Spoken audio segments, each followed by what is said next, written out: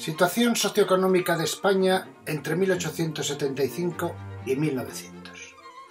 Partimos del análisis de las características de la restauración canovista y de la constatación de que se trató de un modelo político a la medida de un sector oligárquico que suponía el 10% de la población, mientras que los intereses del 90% restantes quedaban excluidos. Centrándonos en esta sesión en el sector agrario, que eran 2/3 partes de la población, con una mayoría analfabeta, aludimos en primer término a la no disposición de información escrita de los protagonistas directos. Utilizando fuentes indirectas y con una bibliografía menos abundante que la dedicada en el mismo periodo en términos de historia política o económica, repasamos las condiciones de vida del sector agrario y el efecto que sobre ellos tuvieron las desamortizaciones. Vamos a ello.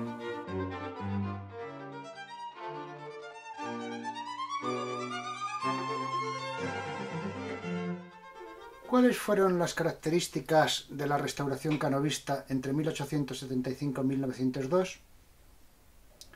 Les ofrezco aquí un esquema que, aunque parezca complejo, les ruego que examinen con atención porque les va a facilitar la comprensión del entramado de intereses que llevó al poder a esta situación oligárquica entre la nobleza, la alta nobleza y la alta burguesía. Hay un origen que ya hemos comentado en los sucesos que se sucedieron a lo largo del año 74 y hemos mencionado en sesiones anteriores. Vemos que hay unos soportes del régimen que son sistema estable, cortes controladas, modelo inglés de bipartidismo, rey jefe máximo del ejército y ejército al margen de la política. Cada uno de estos soportes descansa en algunos elementos que hemos marcado en fondo azul muy significativos. Por una parte, tanto el sistema estable como el control de las Cortes se basan en la Constitución del 76, cuyas ideas son la soberanía compartida rey-Cortes, a la que ya aludimos, el sufragio censitario, los derechos escasos, la libertad religiosa restringida y mucho poder para el rey. Por otra parte, el soporte de estabilidad de este régimen se basa en el turnismo. Un turnismo que apoya al rey, que se basa en el modelo británico y que es posible gracias a los caciques y por medio del fraude electoral. Cómplices de esta situación son el Partido Conservador de Cánovas y el Partido Liberal de Sagasta. ¿Qué se pretende con que el rey sea el jefe máximo del ejército? Pues fundamentalmente controlar a ese ejército y evitar pronunciamientos. El ejército, por otra parte, al quedar al margen de la política, entra en una fase de reformismo y modernización. Pero este régimen es el de los poderosos, la alta burguesía y la nobleza, que además se van fundiendo a través de matrimonios. Y quedan excluidos, pues, los nacionalistas catalanes y vascos, los regionalistas, la burguesía intelectual, la clase obrera y campesina, que por otra parte inicia su organización con anarquistas y socialistas, y que constituyen el 90% de la población. Un 10% controla la restauración, un 90% digamos que la soporta. Planteamiento historiográfico sobre la restauración. Sobre la oligarquía dominante de la restauración, incluso sobre su oposición política, la ya mencionada clase obrera, nacionalistas, catalanes y vascos, regionalistas y burguesía intelectual, en las zonas urbanas hay una abundante historiografía. A una breve descripción sobre cada uno de estos sectores nos dedicaremos en las próximas sesiones. Pero en la sesión de hoy vamos a hablar del sector de la población agraria, que constituye el 75% de la población española. Algo que presenta muchas dificultades, con un material mucho menos abundante y, en consecuencia, mucho más difícil de abordar con rigor. Para tener en cuenta la poca, escasa contestación que tenía la oligarquía dirigente, hay que partir de una realidad. La mayoría de la población era analfabeta. A principios del siglo XIX, el porcentaje de analfabetos en España rozaba el 94%, y no fue hasta 1900 cuando se consiguió reducir al 63,8%. Entre 1887 y 1900 se observa un crecimiento muy modesto, particularmente en los hombres, lo que estaría en consonancia con el incipiente proceso de escolarización obligatoria, pero no cumplida, a lo largo de esas mismas fechas. Destaca el carácter relativamente tardío de la alfabetización española. A los 10 años, en 1887, solamente estaban alfabetizadas el 24,35% de las niñas y el 37,82% de los niños. Hay que tener en cuenta también que entre padres analfabetos, enviar a los niños o niñas a la escuela no tenía utilidad. Sí servían para ayudar en el campo o en las labores domésticas.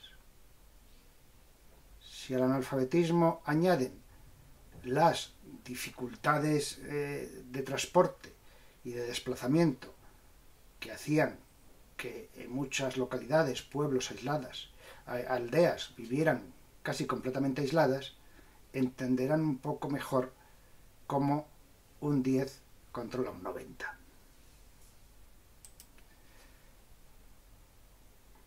Pensemos además en que esa población analfabeta no hace testimonio de sí misma.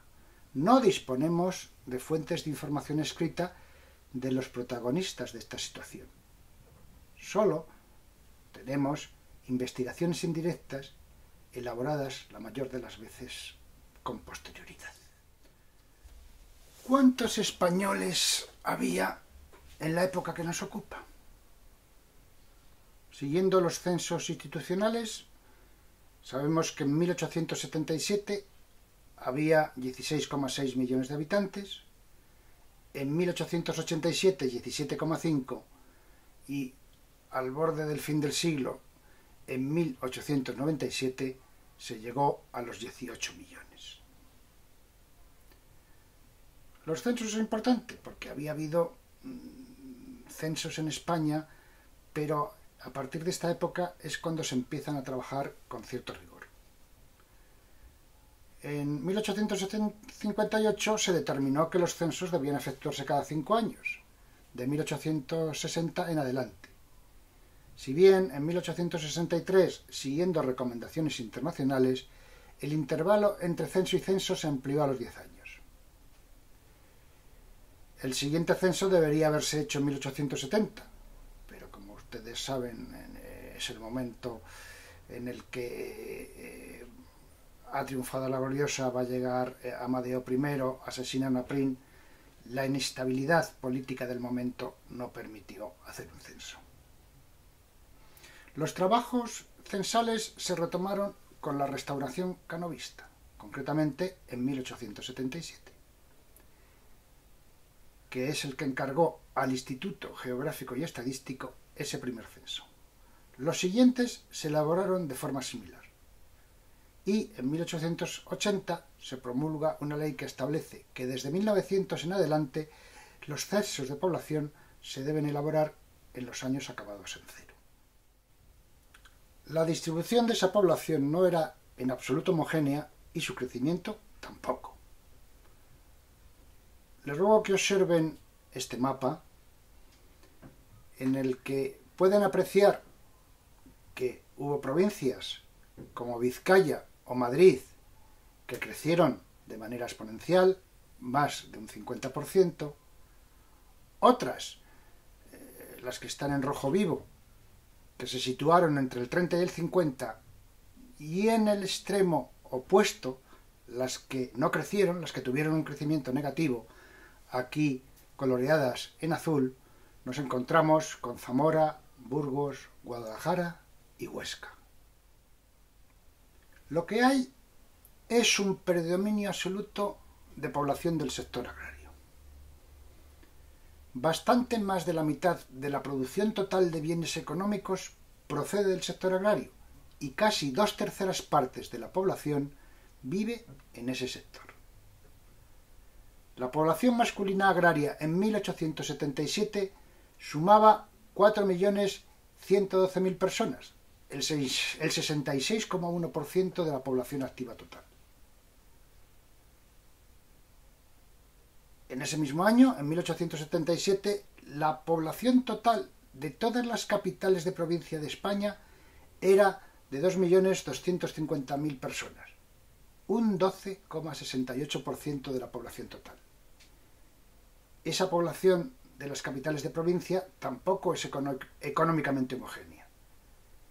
En las grandes capitales se llevan a cabo los ensanches, con nuevos barrios para la burguesía media y alta, y otras zonas llamadas de localización industrial, fue el caso de Arganzuela en el ensanche de Madrid, con población emigrante desde el campo, en las que las condiciones de vida eran totalmente miserables. La población agraria había menguado entre 1860 y 1877 porque se inicia un proceso que luego continuará, la emigración del campo a las ciudades. Destaca el profesor Martínez Cuadrado que el problema agrario, por su atraso y bajísima productividad, era el problema de la mayoría de los habitantes del país. Pero, siempre estamos con los peros, fue un asunto intocable para el régimen conservador que consideraba las estructuras agrarias recibidas como no revisables. En la tabla, en el cuadro que tienen a la derecha, pueden ver con detalle la población activa en hombres y mujeres, las tasas de actividad y las de crecimiento. Variabilidad por regiones y tipo de propiedad. Más de un tercio de las tierras latifundistas, Extremadura y Andalucía,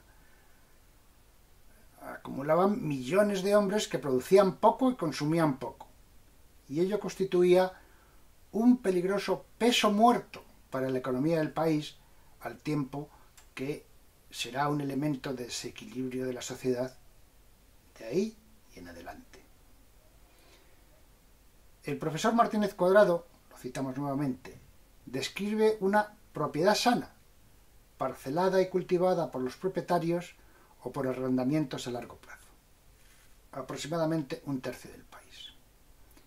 Existe, por otra parte, una propiedad enferma que abarca 2/3 del territorio nacional y que se concentraba en Galicia, ambas Castillas y las Andalucías oriental y occidental.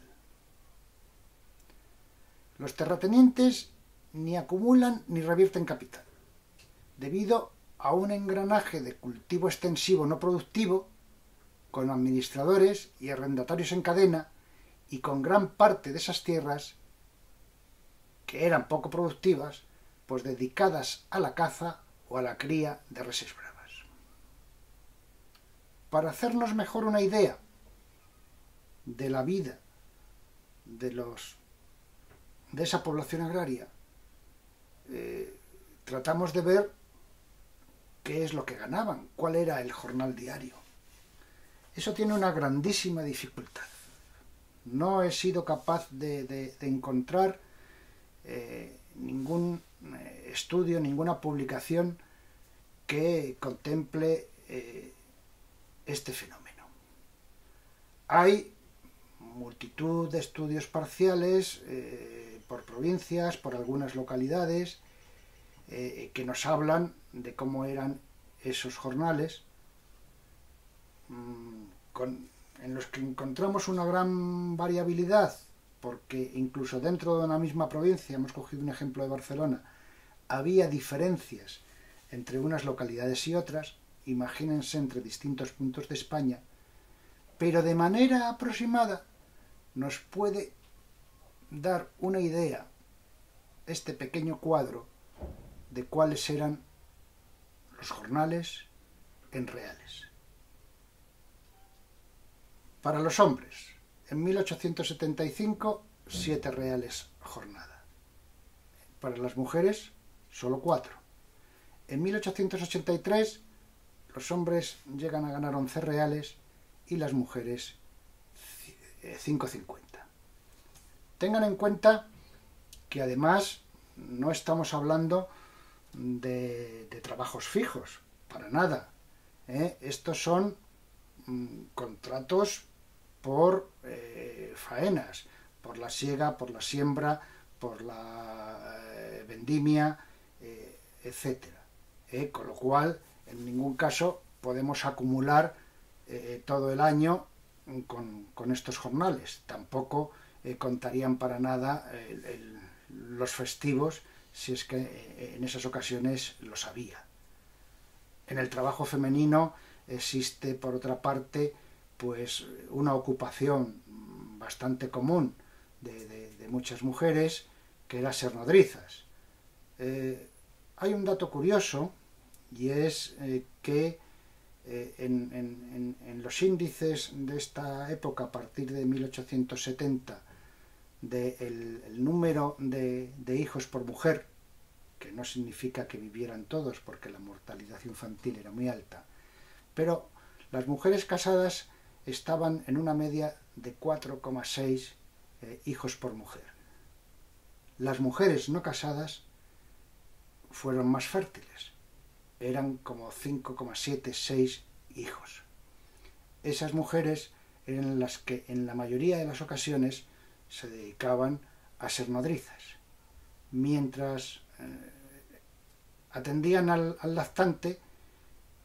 El jornal era de 2 reales día.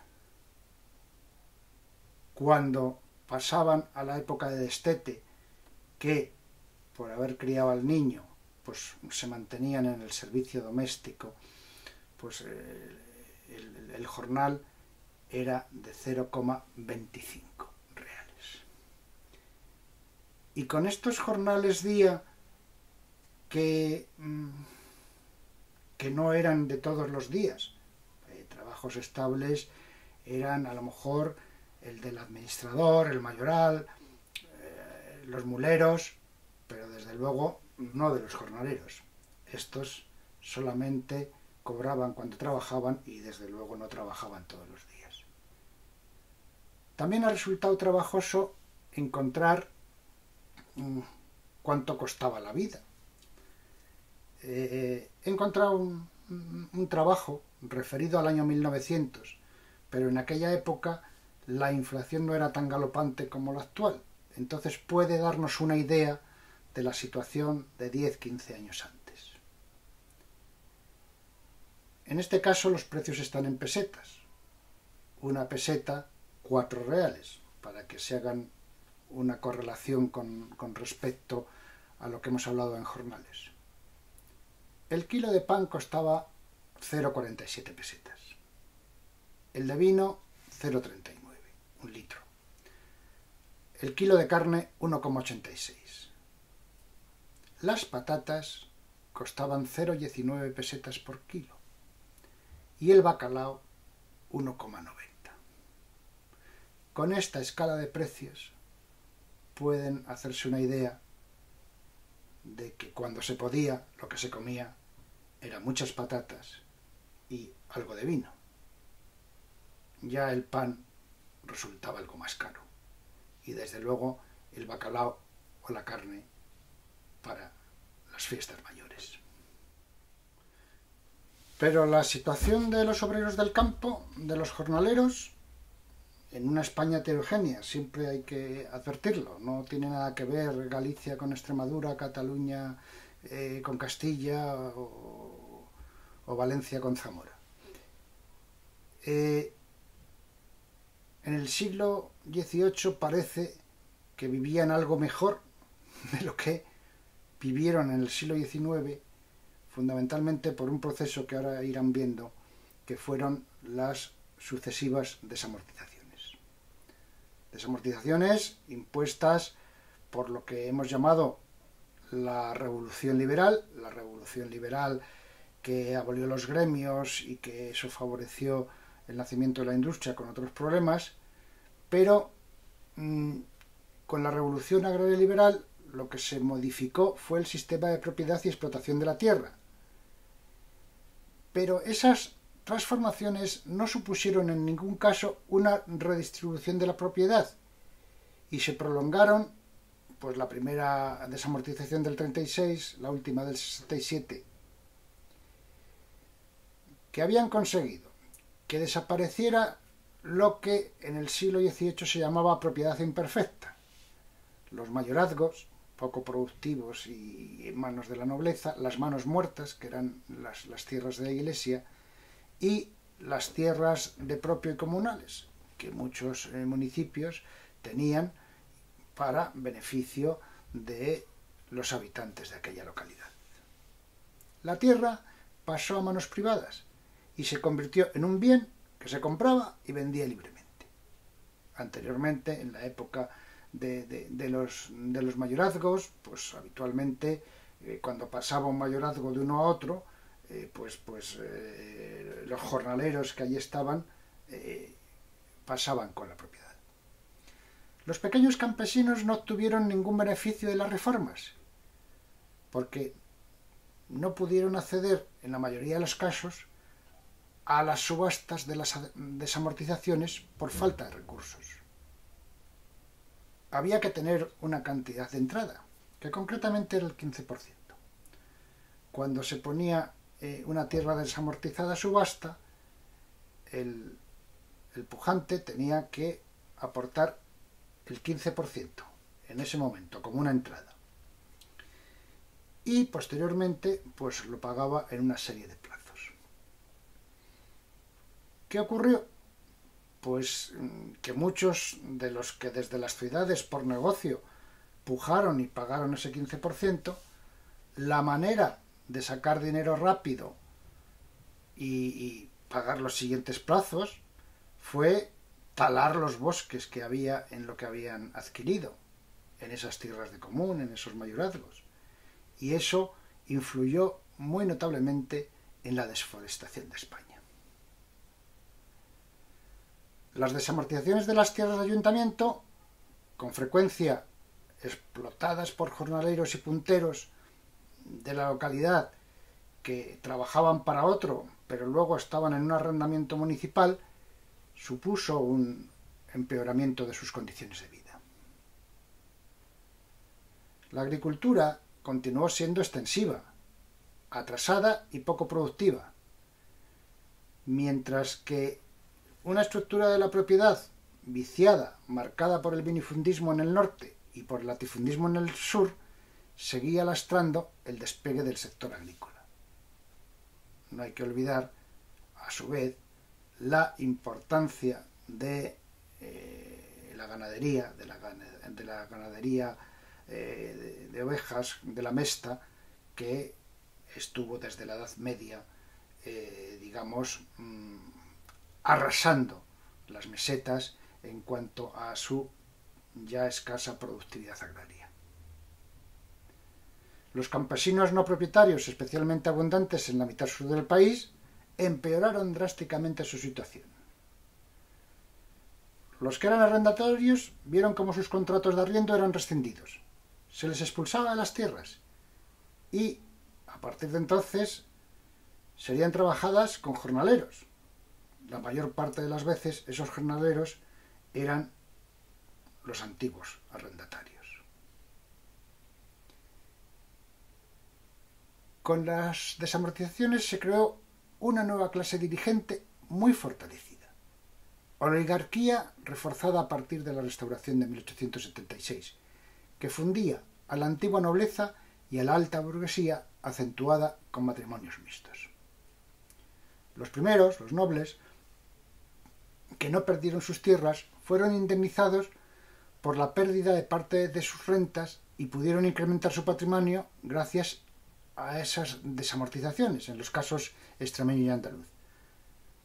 Los segundos invirtieron sistemáticamente en la compra de tierras desamortizadas, convirtiéndose también en grandes terratenientes. Veamos, por último, más impacto de las desamortizaciones en el mundo rural. Las desamortizaciones, sobre todo las y privatizaciones de los bienes de común, acabaron con los ingresos complementarios de la población rural, captados secularmente por la libre recolección de frutos, de leña, de materias primas como los que hacían carbón, y esa falta de ingresos complementarios fue muy significativa. Hay que considerar que la extensión de monte puesta en manos privadas fue enorme. Según la estimación del Grupo de Estudios de Historia Rural, entre 1859 y 1926 se privatizaron cerca de 4.800.000 hectáreas de terreno, las cuales representaban el 9,6% de la superficie española y equivalían al 14,6% del total de montes privados y públicos existentes en 1860 y el 41,5% de los montes públicos computados en 1859. Se dificultó el acceso gratuito o en condiciones ventajosas al cultivo de suertes. Las suertes era que en las tierras comunales, digamos, cuando no había para todos, lo que se hacía era un sorteo y pues algunos tenían una parcela o una huerta a la que accedían por una renta razonable. También se redujeron los recursos extraídos para atender necesidades de la explotación familiar. Y aún más, los que vendían productos del monte, leña, carbón, esparto, para obtener ingresos monetarios, lo vieron desaparecer. No debe minusvalorarse esa pérdida. El pasto o la bellota que consumía cada oveja o cerdo de un gran rebaño tenía ciertamente una valoración monetaria reducida, pero la familia campesina perdía mucho más cuando la posibilidad de emplear capacidad de trabajo excedente a bajo costo en unas pequeñas cabezas de ganado propias quedaron totalmente extinguidas. Fue para esa gente del campo un auténtico desastre, fue hambre y uno de los motivos de la creciente y sucesivamente impactante ola de emigración del campo a la ciudad cuando las condiciones industriales en las ciudades o de construcción de nuevas edificaciones plantearon esa demanda de mano de obra no calificada. Les agradezco mucho su atención. Les invito a que, en la medida de sus posibilidades, indaguen más sobre la vida cotidiana de esos españoles que vivían en el campo a finales del siglo XIX. Y eran mayoría. Se trata de una parcela de la historia todavía muy poco trabajada.